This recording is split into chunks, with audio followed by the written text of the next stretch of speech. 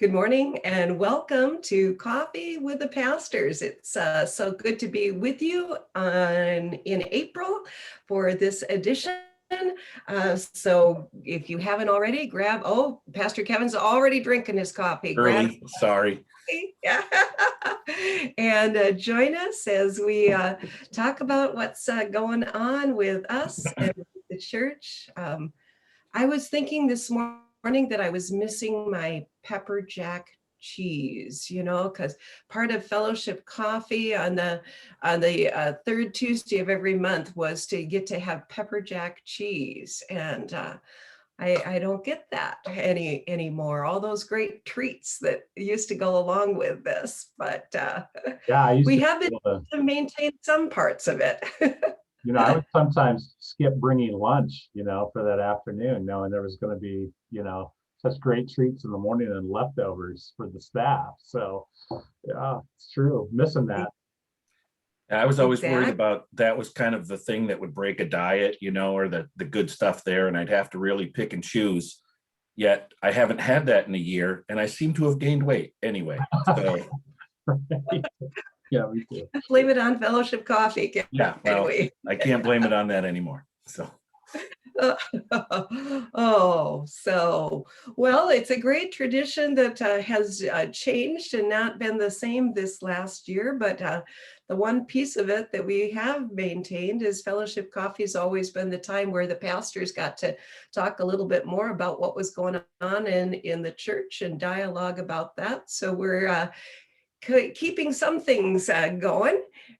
But anyway, so there is a lot happening. It seems like every month I wonder, is there a lot going on? And boy, we just keep going month after month, but it seems like every month there's also something new to talk about. So maybe we should start with you, Pastor Kevin, this morning and have you tell us a little bit about youth stuff coming up.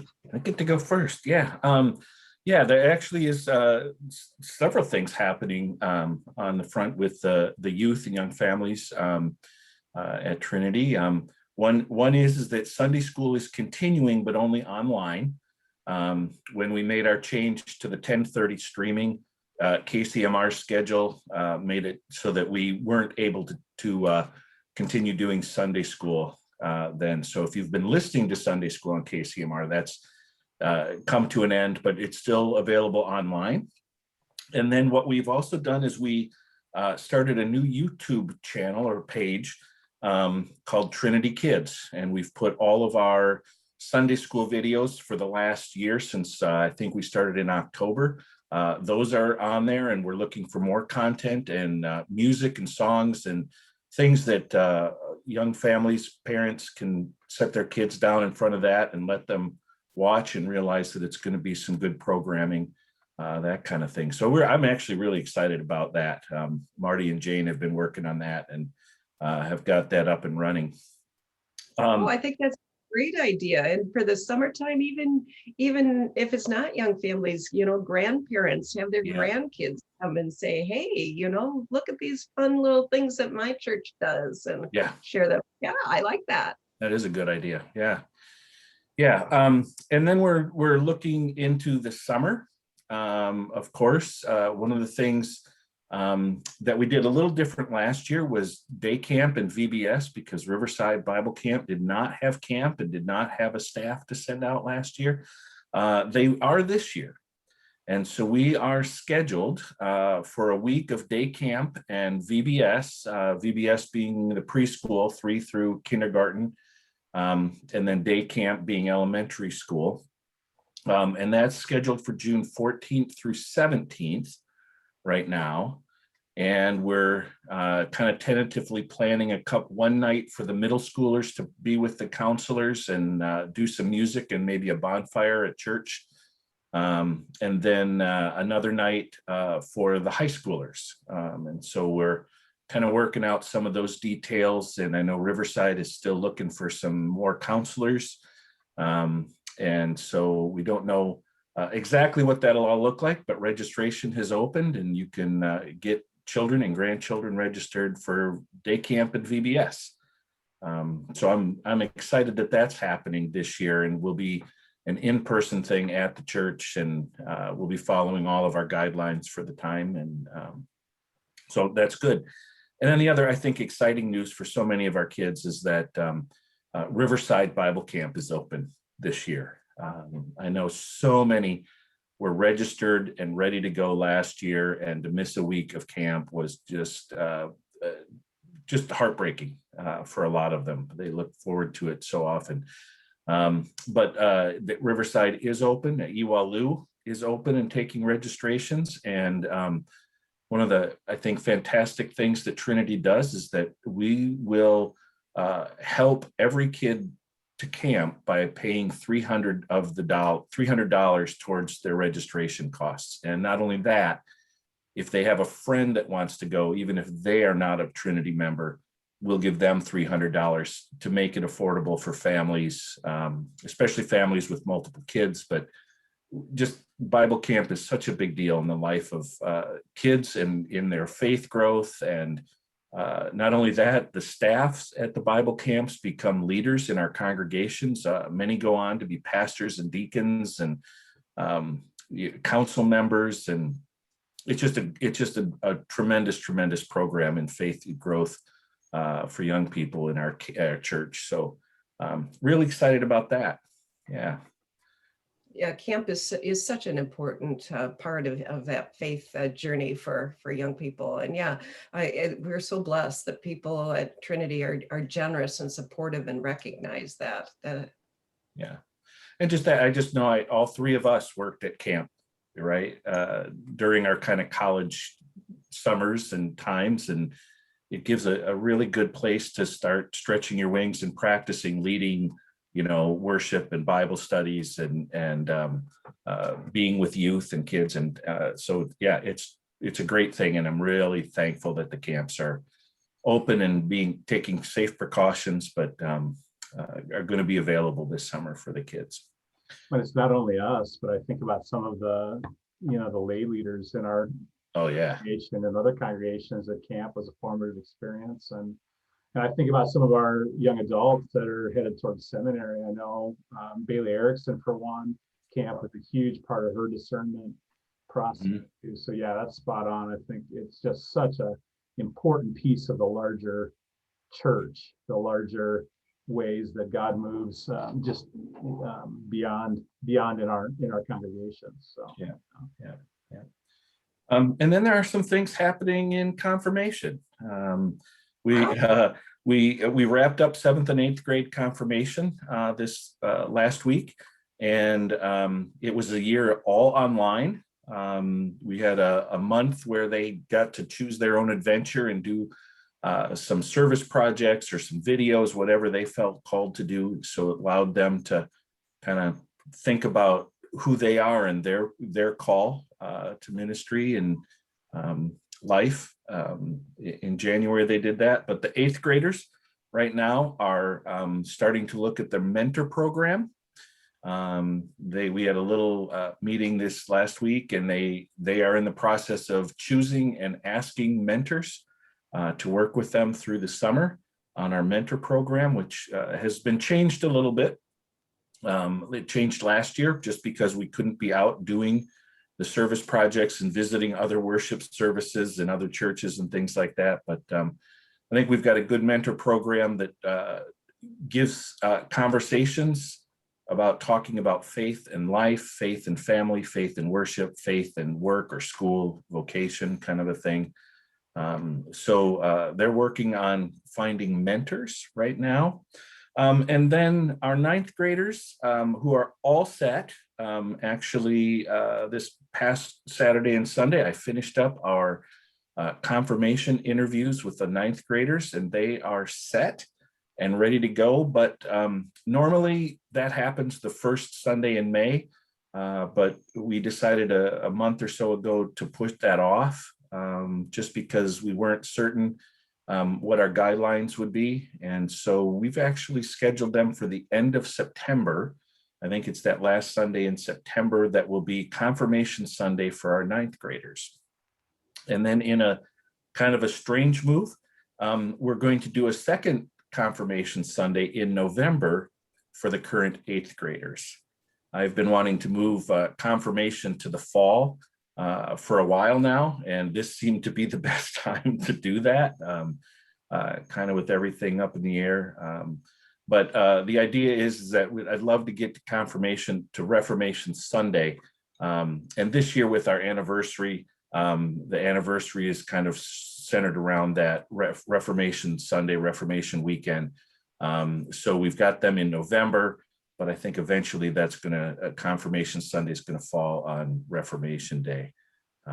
So we're just kind of making that move right now so that those in middle school, you're in confirmation and you finish up into the fall of your 9th grade year, but then you move into the high school program and you're fully high schooler like you are at school in all of our school districts. So yeah, so that's a lot of stuff kind of happening and coming up, but I think good for the congregation to be aware of those things. I really like that shift with confirmation. That makes a lot of sense to me, although the first Sunday of May is going to feel different without it. But I love the idea of Reformation Sunday being that time of confirmation. And yeah, this year it'll be September and November. Yeah. But still, yeah, and just, you know, I do think that it was kind of a weird thing that first year of high school, last year confirmation, you know, this makes a much nicer transition, I would think, at least for our young people. Yeah, I ran into that. So many of the 9th graders during that last year of confirmation kind of didn't know where they fit. They didn't come to every week Wednesday confirmation, so they weren't kind of that middle school program, but they didn't know if they were in high school program yet. And a few always did, but Yeah. So many of them were just like, I don't know. They kind of just felt like they were in the middle. And I think you know, it's a great opportunity to make that transition and help them make that transition right from the every Wednesday of confirmation to being engaged on Wednesdays in the high school youth group. So. Yeah, May always feels like graduation, Right. too, which is not a great. That's not what we're going for, right? No. With our 9th graders, to make them feel like they're graduating from church. So I like it too. I think it makes a lot of sense. Yeah. So. Well, and talking about transitions and being in the middle, it makes me just think about church in general, right? Isn't that where we're living right now? Is in the middle and amidst transitions everywhere, and thinking about worship and having had a couple of in-person Sunday mornings now, and changing the worship schedule. And thinking about then in a few weeks, the middle of May, moving outside. So yeah, Pastor Dan, maybe you want to just run us through the details of where we're at with all of this. Yeah, you know, as more and more people get vaccinated, as our rates locally here have stayed, you know, relatively low, I think it's felt good to us to be able to resume weekly in person on Saturdays at 5 o'clock and on Sundays at 9 o'clock. I think it's been really interesting, I think, for us to kind of step into this and all of the emotions around that. You know, I think there are a lot of folks, you guys have seen too, that are incredibly excited, feel really good about being back in the building, being able to hear the organ, being able to see other people while they're worshiping. That's felt really good to a lot of people. It's been a really emotional, I think, for a lot of folks. And I think, you know, honestly, I think it's still a little weird because, you know, we're all wearing masks and we're distanced. We have all of these precautions still in place. We're not doing everything that we would typically do in a service in order to try to, again, think about safety related to COVID. So it's been just a real mixture of emotions, but for the most part, I think really good to see people come back. And in my sense, and we were talking about this a little bit before we started here, I think all of us have that sense that there are a lot of folks that are excited for outdoor worship, that's going to be a time that they feel ready to come back. And I think our council is thinking that too. And that's one of the reasons that they wanted to start outdoor worship a little bit early this year, that we're looking at May 16th as being the start of outdoor worship instead of waiting until Memorial Day weekend. And I think that'll be really great too. We're still working out the details on exactly what that will look like, but I think there's a sense it'll be a little bit less restrictive because we're outside, and we know that airflow is so much better with something like COVID. So there'll be more details about that here in the next couple of weeks. But yeah, we are in kind of an in-between place, and I think that's kind of going to be the new normal here for a while of kind of stair stepping our way through this at a pace that seems right for the whole, which is the other thing I think that's, and maybe, I'd be curious to hear your guys' take on this, but my take all through this has been, as we've been saying ad nauseum, we know there are people that feel like we're moving too slowly. And we know there are people in our community that think that we're moving too fast. I think that's been consistent throughout this. But as a community, and particularly a community of faith, I think one of the callings that we've had is to try to make these decisions in a way that holds the whole, right? That protects the whole and that sense of community, because we know, even in a society that is more and more individualistic in its thinking, we know that one of the hallmarks and one of the real anchors of being Christians is a sense that we are a community, that we are bound to one another and even responsible for one another, right? I mean, one of the greatest commandments Jesus gave is love thy neighbor. And so that has been a guiding ethic, I know, for us at Trinity. And I think just, at least in my thinking and conversation with leaders, I think that's been a lot of our thinking of how can we move through this in a way that's going to hold us together and honor that sense of community and responsibility we have to each other. But I don't know, how do you guys see this, or how have you experienced that aspect of the pandemic? Well, I was just going to say, I think that is a really important perspective, because, so many times, people will be talking about one little individual program or one little individual issue. And whereas that's what's important to them, for us, it's been so much harder, because it is that sense of what is the collective good, what is the common good, what does this mean for us as a community and for us as a church, and so it's never been a simple answer for even the simplest little question, and but always taking into that bigger calling of what does it mean for us to love our neighbor and to care for one another and to take that responsibility seriously in these times. So yeah, I appreciate what you said, Pastor Dan, about that.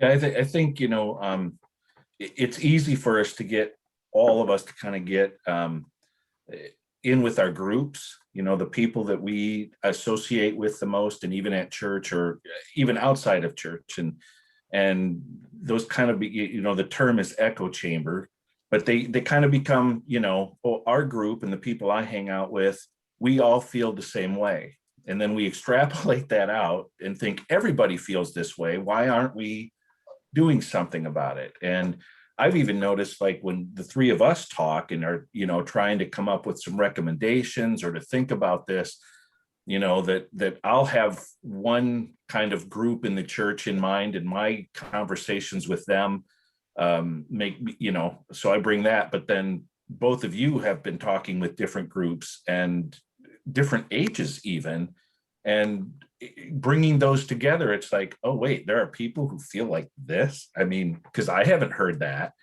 But then to have us, try to think about,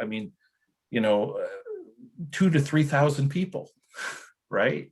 That's huge. And I know some smaller churches have not had quite this issue. But one of the issues is as we come back together, how do you hold the whole thing together without causing fractures and without, making people feel left out because of their particular situation, their health conditions or whatever, and that has been that's been stressful. Yeah. Well, the other piece of it, the communal nature of a pandemic on top of that, which is, I think, again, we're really tempted to think, well, particularly now with vaccines, it's like, well, everybody can just decide, you can decide, you can choose for yourself. And once you make the choice to get a vaccine, then you can do whatever you please. But that's not totally true, because of the way that pandemics and particularly COVID works, that there is a sense that we have to do some things still together, even around vaccines, in order for us to be successful in ending this. So again, I think it's a real challenge to us. And I'll just say it, I think particularly as 21st century Americans, because we are so wired to think individually. We are so wired to do that.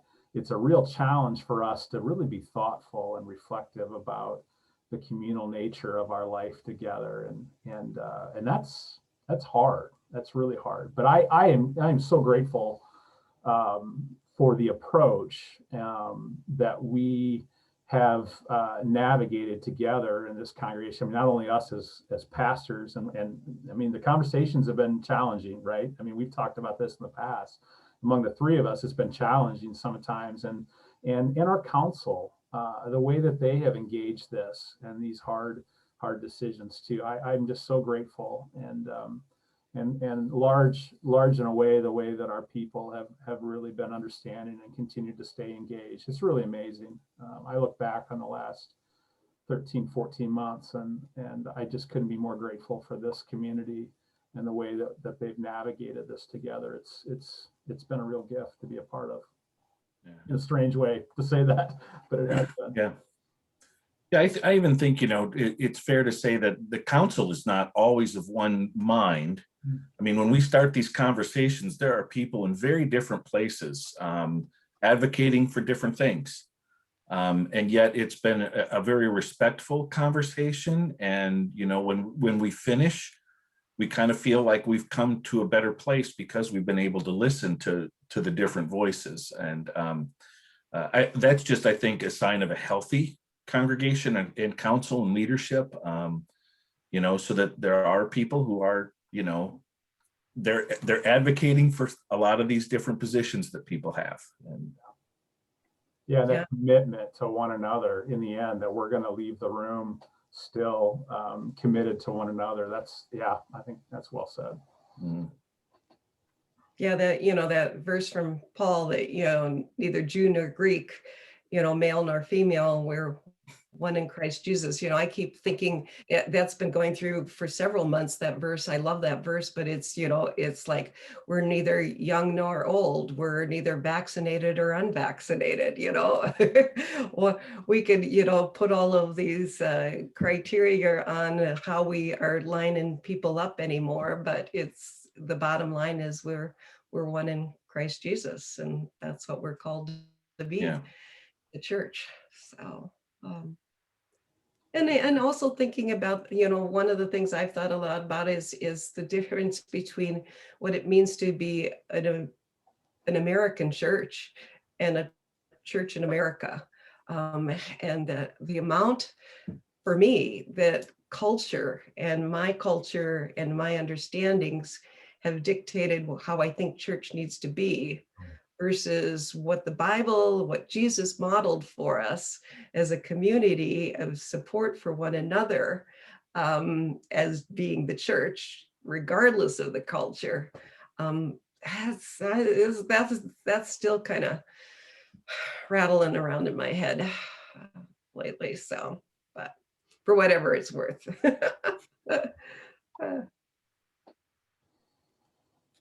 Anyway, well, that's I guess some of the things that we think about as we are making some of these decisions, and people can take a look at more detail coming out in the newsletter or the e-news about steps we are taking in moving forward and whatever the council is deciding. So, but it feels like there's the momentum is happening, but I liked what you said, that we're stair stepping. We're trying to do this very thoughtfully and responsibly as we move forward. But You know, the other thing that I was recognizing as I was reflecting back on my pepper jack cheese and fellowship coffee, and what we're missing is not only these bigger conversations, but also just the simple little, like, how are your kids doing kind of thing that used to happen around the table. And we're just not having an opportunity to share some of those just personal updates. So I'm wondering if we've got a few minutes here, maybe we could do that a little bit, just kind of give a rundown on family and where we're at with all of that. So I don't know, Pastor Dan, Pastor Kevin, either one of you want to jump in? Sure, I'll go first. Our family's doing really well. We, and I think in a lot of ways feel like we're back to some normalcy in terms of activities. I mean, those activities are still a little bit different. My girls have been going to school 5 days a week now for a couple of months, and that's gone well from our perspective. I mean, they're still wearing masks and they're still taking a lot of precautions at the schools, but they've been able to have a pretty normal semester here, and even before that, I think they were 4 days a week for a while. So yeah, that's been nice. I think they've enjoyed being back, and we've enjoyed having them back. Like a lot of parents, I think, we're concerned about what was missed this year. But then on the other hand, everybody's in the same boat. Everybody, not just in our country, but really across the globe. I mean, kids, like so many segments, have been affected by this, but it'll be okay. And yeah, so they're doing well, doing some of the sports and music activities that are normal for them, and church and those kind of things. That's all been good. So yeah, we're doing pretty good. Looking forward to a summer of maybe a little bit more activity. I think it'll be fun to maybe get to travel a little bit more, maybe go a few more places now that we're getting vaccinated. And yeah, so yeah, we're doing good though overall. Isn't April birthday month at the Gerrietts household too? I mean, belated happy birthday, Pastor Dan. Yeah, thanks. Yeah, I have a birthday on the 11th, and Leah's birthday is on the 17th. So yeah, and then my father-in-law, Molly's dad's got a birthday on the 13th. So Wow. yeah, it's kind of birthday month at our house. That's right. And how old is Leah now then? Leah is 12, I think. So yes, 2009, 12. She's 12 this year. So. And you did not mention the more important thing about certain people doing certain things now in your household. Oh yeah. So Maggie's 15, has her school permit, and so the question during the pandemic over the last couple of months really has been, Dad, do you need your car tomorrow? Because I've been so many meetings right here. I'll have entire days where I'll have 5, 6 Zoom meetings, but I don't have to leave the house, and haven't been able to go to the hospital on short notice, haven't been able to make home visits. And so the need for a car is actually a lot less. I can walk to church, and I do that. And so that's been the question. Can I have the car?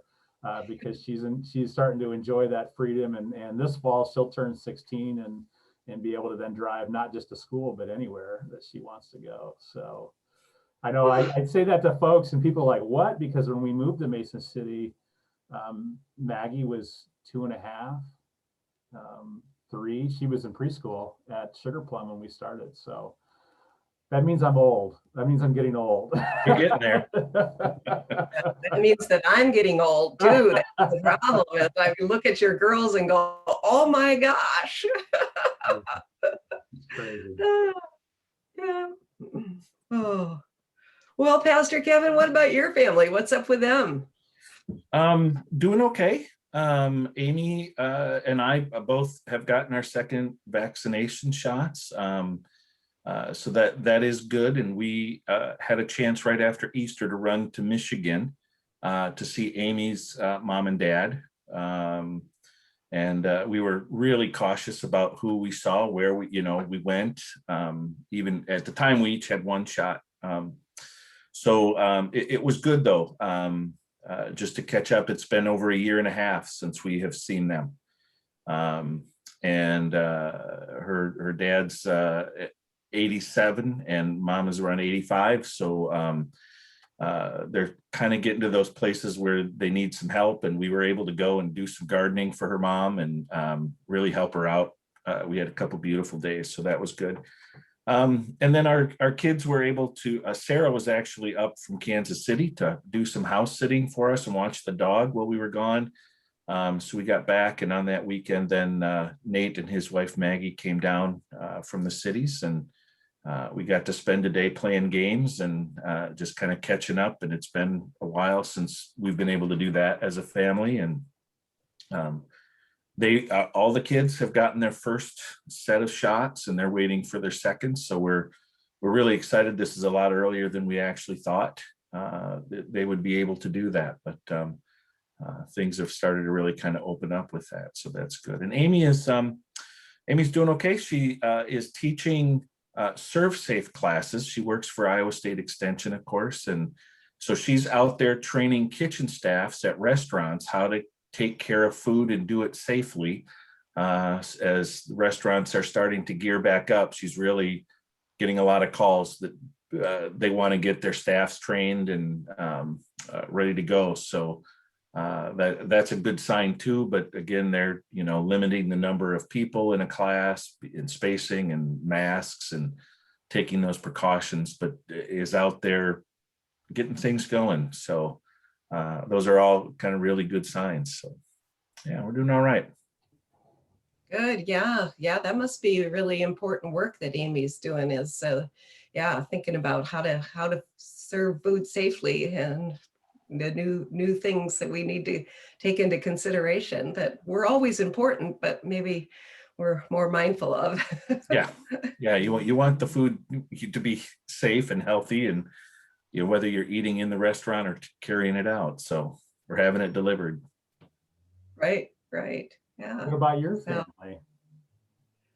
Yeah, we're doing well. Gosh, my husband Kirk is Kirk, and he's always got way more projects than he can possibly ever do. And so his life, has during the pandemic has changed a little bit, but not a lot. He's still running around doing all of his stuff all the time. And of course, we haven't really had a chance to see all of our kids, but we did get a chance to do a little tour of Michigan and Illinois at the end of February. So our Seth and Ashley are in Traverse City, and Seth's been, as the CEO of United Way, kind of on the front line of a lot of stuff going on during the pandemic. So he's been pretty busy. And our only grandchild turns 2 at the end of the month. So yeah, and is all 2, just babbling and busy and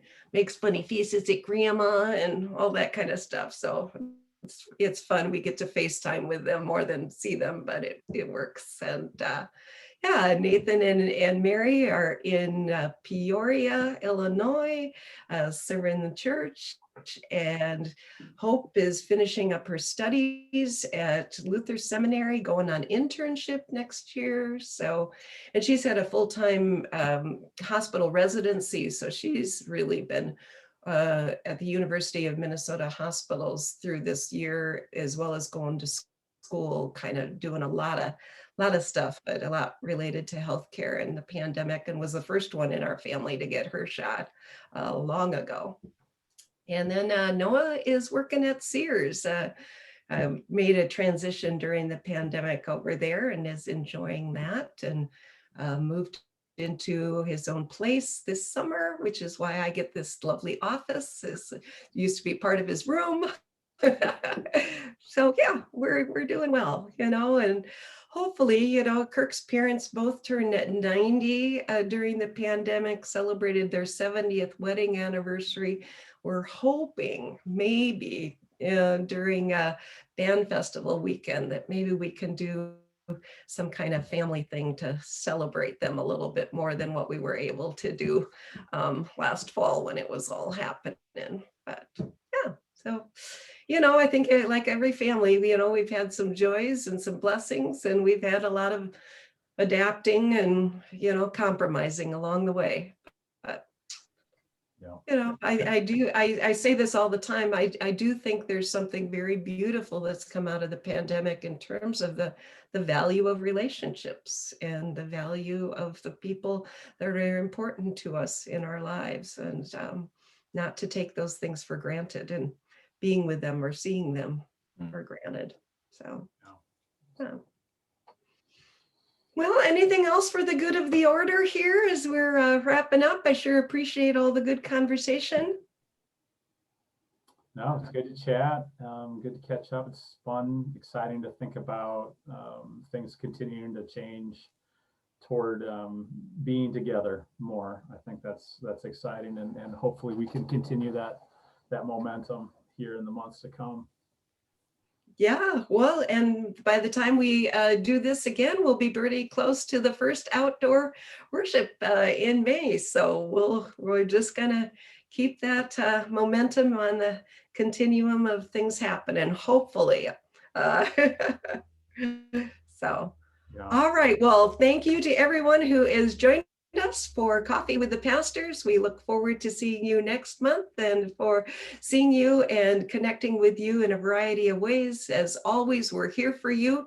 And if there's ways that we can support you, please don't hesitate to give a call to the church or to any one of us to reach out, as we want to continue to care for one another together. All right. Take care, you guys. Bye. Thanks. Bye.